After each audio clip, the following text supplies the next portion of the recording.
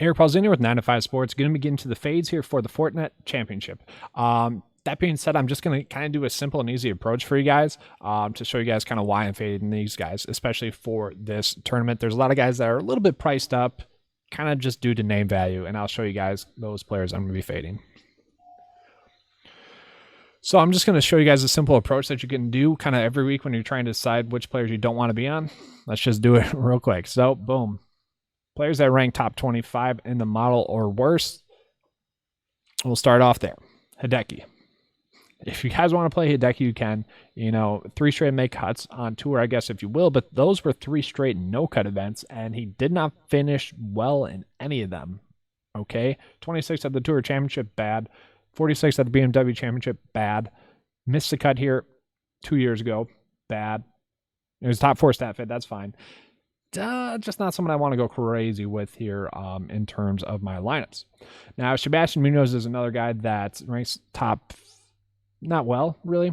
That picture doesn't show up because of his freaking name with all the accents on his name. But honestly, I don't mind him. He's a guy that I would not include in this section. And one thing we can do to kind of streamline the fades here as well is just bump up the price point here to kind of really show you guys why I'm fading these guys.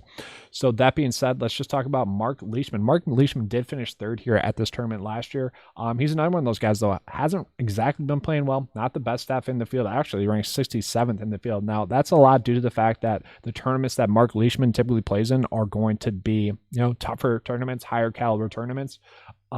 Did have the 3rd at the Northern Trust, but besides that, not playing all too well. Not someone I want to go crazy with at that price point. It's a little bit too risky for me. Not someone I'm going to be playing in my builds.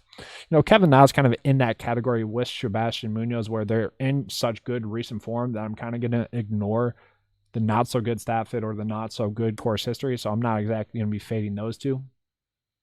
And then I do want to touch on Max Homa, obviously the cover boy here. I think he's going to be kind of high owned.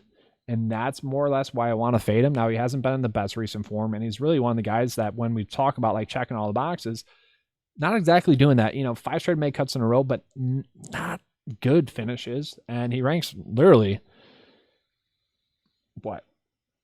his best rank is 37th in stat fit.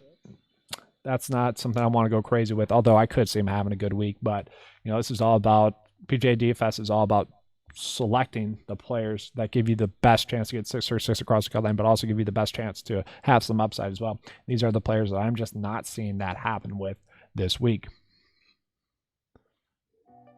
But that's all I have for you guys. I did split up the sleepers and fades videos into 2 separate videos this week, mostly just due to the fact that I'm trying to trim down some of the time for these videos. So if that is something that you guys enjoyed, please let me know. If not, I can easily go back to including them into one video. That's easier for me. So just let me know in the comment section. But that's all I have for you guys this week. If you enjoyed it, please give me a like and subscribe. And as always, let's keep cashing.